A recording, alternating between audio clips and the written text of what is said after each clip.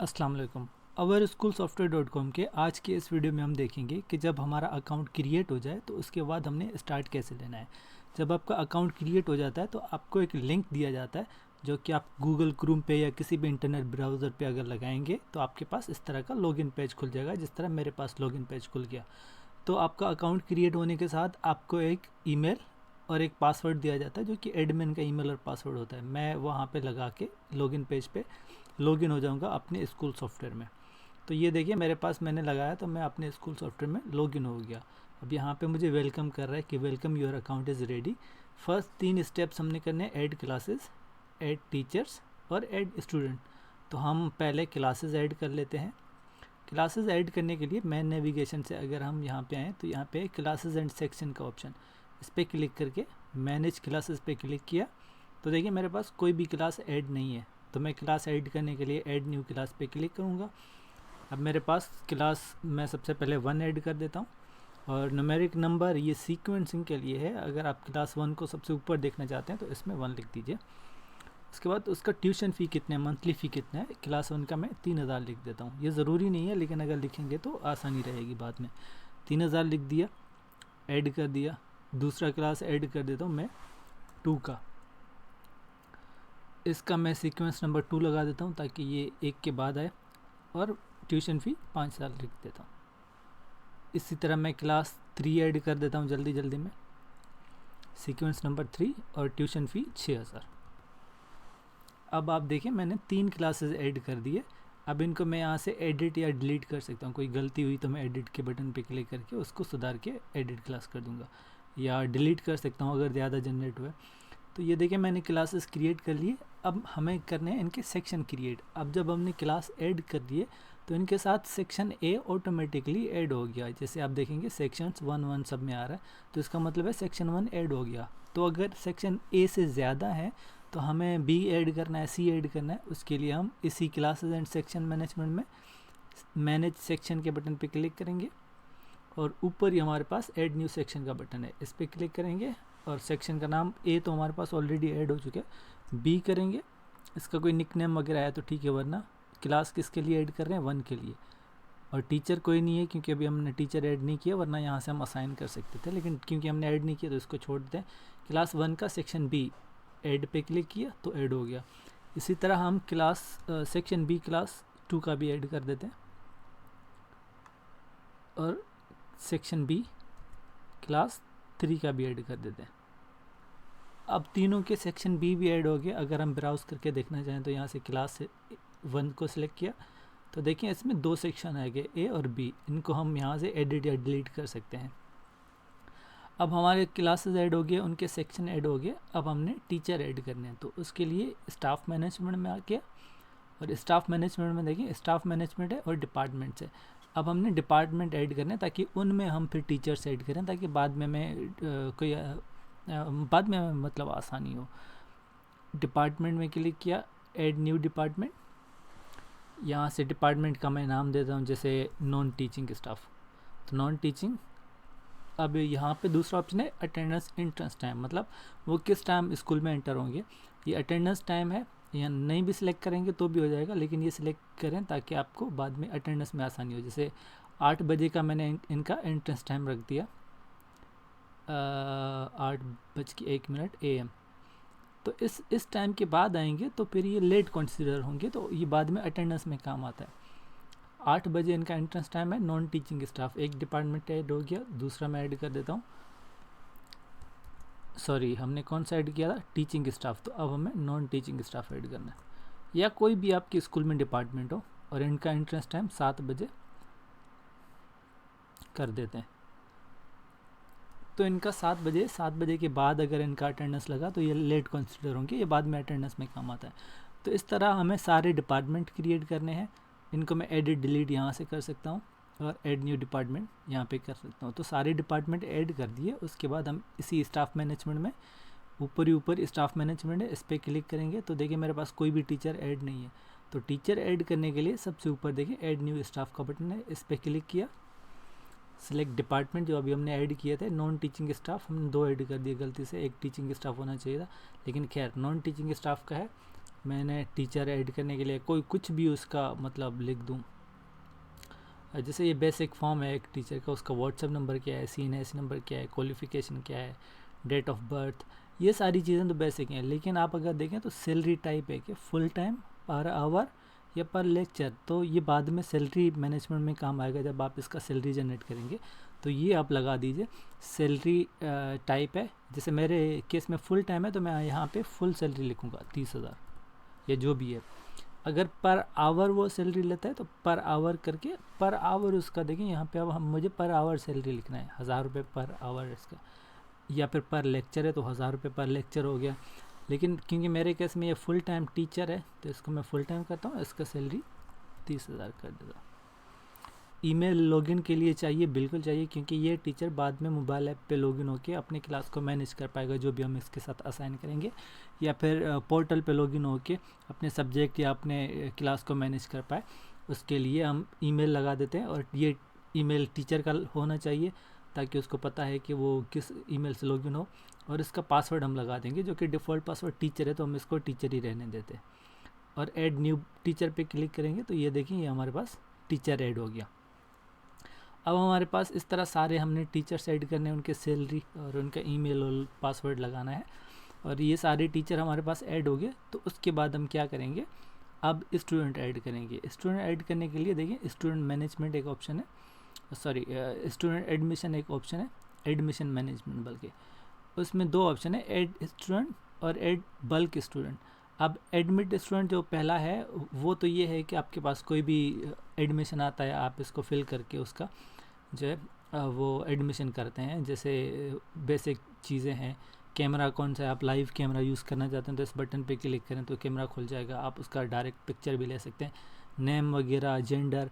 और यहाँ पे देखिए क्लास मैंने सेलेक्ट किया तो मंथली फ़ी जो है इसका ऑटो आ गया, क्योंकि हमने जब क्लास क्रिएट किया था तो इनका मंथली फ़ी हमने 3000 रखा था क्लास 1 का। अब 2 सेलेक्ट करूँगा तो देखें 5000 हो गया, क्योंकि हमने इनका 5000 रखा था।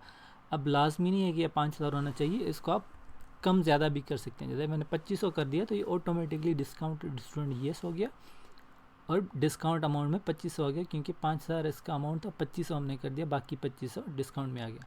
तो डिस्काउंट का रीज़न क्या है, जैसे अर्ली एडमिशन है, इस तरह हमने फॉर्म फिल करना है और ऐड स्टूडेंट पे क्लिक किया तो ये बच्चा ऐड हो जाएगा। तो ये बेसिक सा आपके स्टूडेंट एडमिशन फॉर्म है।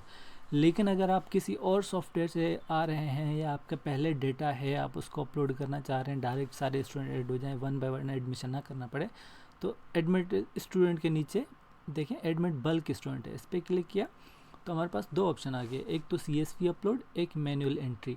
अब मैनुअल एंट्री में तो ये है, मैं क्लास सेलेक्ट किया, कितने बच्चे मैंने इस क्लास में ऐड करने हैं, इस क्लास और सेक्शन में, जैसे 25, तो मेरे पास ये 25 फॉर्म खुल गए। सब में मैं स्टूडेंट का बेसिक डिटेल लिखूंगा, क्योंकि ये जल्दी जल्दी में करने के लिए इसलिए बेसिक यहाँ पे चीज़ें हैं। और यहाँ पे देखिए मंथली फ़ी के साथ एरियर्स भी लिखा आ रहा है। एरियर्स का मतलब है कि जो पुराने सॉफ्टवेयर में इनके ड्यूज़ बाकी थे वो आप यहाँ पे उनका सम लिखें, जैसे 5000 एक बच्चे के अभी तक ड्यू थे तो वो यहाँ पे लिखें, और ऐड करेंगे तो ये सिस्टम जो है 5000 का बच्चे का फ़ी ड्यू जो है वो जनरेट करेगा, ताकि आपका जो पुराना फ़ी है वो इस सॉफ्टवेयर में आ जाए। तो ये बेसिक सा फॉर्म है, इसको आप फिल करेंगे, सब बच्चों को ऐड पे क्लिक करेंगे तो सारे बच्चे ऐड हो जाएंगे। लेकिन आप अगर CSV फाइल अपलोड करना चाहते हैं जिससे सारे स्टूडेंट ऐड हों, तो देखिए यहाँ पे एक CSV है, CSV की एक्सेल का फॉर्मेट है। CSV पे क्लिक किया, क्लास और सेक्शन सेलेक्ट किया, क्रिएट पेरेंट अकाउंट्स येस, क्योंकि बाद में पेरेंट मोबाइल ऐप पे लॉगिन हो सकें। और यहाँ पे देखें अपलोड CSV फाइल, तो अब CSV फाइल अब कौन सा होना चाहिए, उसके लिए यहाँ पे सिंपल फाइल है, डाउनलोड सिंपल फाइल पे क्लिक किया तो मेरे पास सिंपल फाइल डाउनलोड हो गया। अब इसको जो है सिंपल फाइल को हम ओपन करते हैं तो इसमें बेसिक सी चीज़ें, स्टूडेंट कोड है, नेम है, फादर नेम है, CNS है, और वही आपका मंथली फ़ी है और एरियर्स है। तो ये सारे बच्चों का इस फॉर्म में से फिल करेंगे।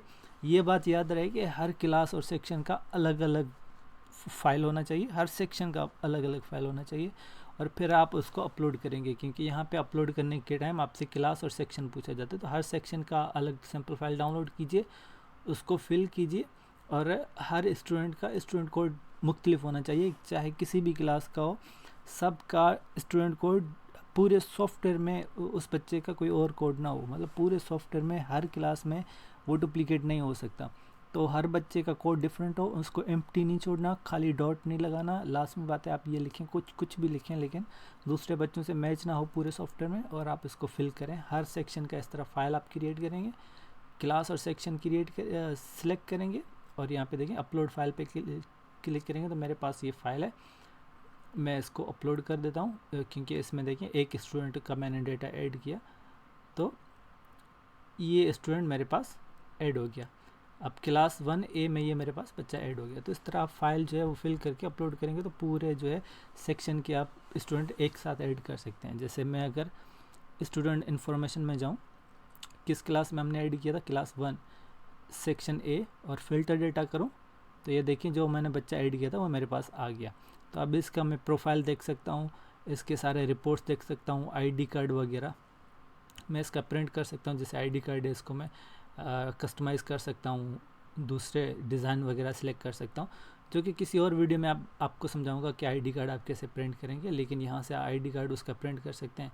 उसके अलावा एडिट या डिलीट कर सकते हैं, या डीएक्टिवेट रीसेट पासवर्ड अगर वो भूल गया अपना पासवर्ड मोबाइल ऐप के लिए तो वो आप कर सकते हैं। ऊपर आप देखें तो डाउनलोड और मोबाइल ऐप, स्टूडेंट जो है वो अपने रोल ID के साथ लॉगिन होंगे और उनका डिफ़ॉल्ट पासवर्ड होगा STUDENT स्टूडेंट। तो वो अगर भूल जाएँ तो यहाँ से हम उसको रीसेट भी कर सकते हैं। मोबाइल ऐप का बताता चलूँ तो पेरेंट अकाउंट में देखें पेरेंट ऑटो जनरेट हो गया बच्चे ऐड करने के साथ। तो पेरेंट का जो है CNS उसका यूज़र नेम है और डिफ़ॉल्ट पासवर्ड है PARENT, और हमारे ऐप का नाम है एजुकेशनिस्ट स्कूल ऐप। उसमें वो लॉगिन होके वो अपने सारे डिटेल्स बच्चे का देख सकते हैं। इसी तरह पेरेंट का हम पासवर्ड रीसेट कर सकते हैं, एडिट डिलीट कर सकते हैं, पेरेंट वाउचर निकाल सकते हैं। ये फ़ी मैनेजमेंट में मैं आपको समझाऊंगा कि कैसे आपने करना है।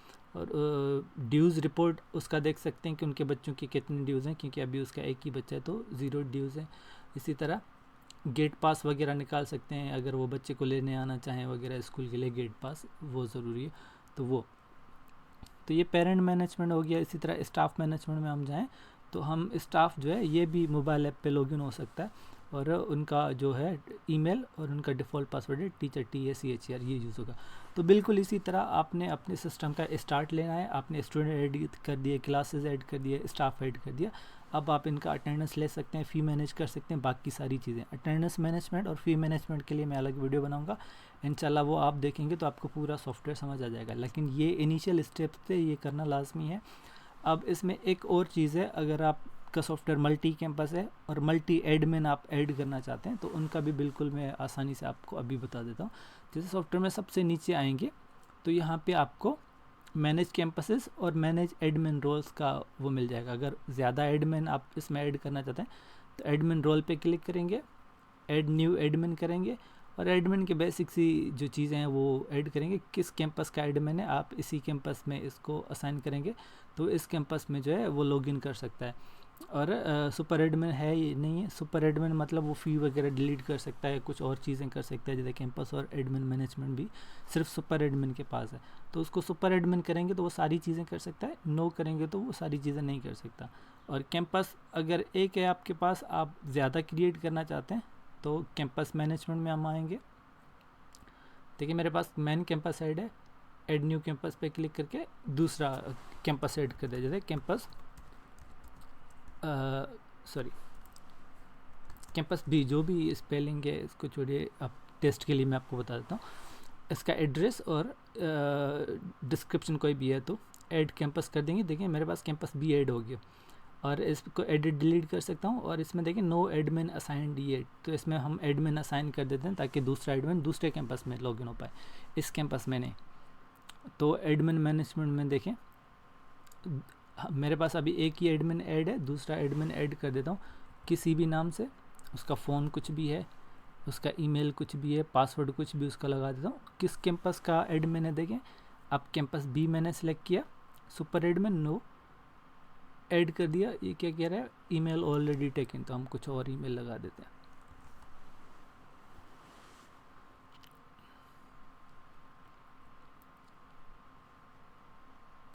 तो ये देखिए मेरे पास एडमिन ऐड हो गया।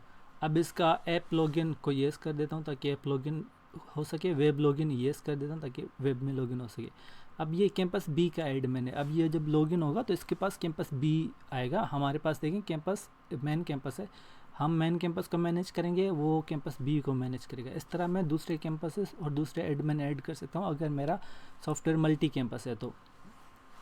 अब अगर आपने उसको सुपर एडमिन ऐड किया तो वो सारे कैंपसेस को मैनेज कर पाएगा। जैसे मैं अपने अकाउंट का बता दूं तो मेरा अकाउंट सुपर एडमिन है, तो मैं आपको बताऊं, ये देखिए मेन कैंपस ऊपर है। अब मैं कैंपस बी में भी जा सकता हूं, इस पर क्लिक किया कैंपस बी में आ गया। अब इसमें देखें कोई एडमिन स्टूडेंट वगैरह ऐड नहीं है दूसरे कैंपस में, तो इसमें सेम मैंने प्रोसीजर करना है तो दूसरे कैंपस में भी ऐड हो जाएंगे। मैं सुपर एडमिन हूँ तो मैं मेन कैंपस में भी जा सकता हूँ, इस कैंपस में भी आ सकता हूँ। लेकिन अगर कोई और खाली एडमिन है तो वो सिर्फ अपने कैंपस को होगा। और एक और चीज़ आपको बता दूं, जैसे मैं कैंपस मैन में हूँ, हमने सारी चीज़ें ऐड कर दी, टीचर ऐड कर दिए, स्टूडेंट ऐड कर दिए।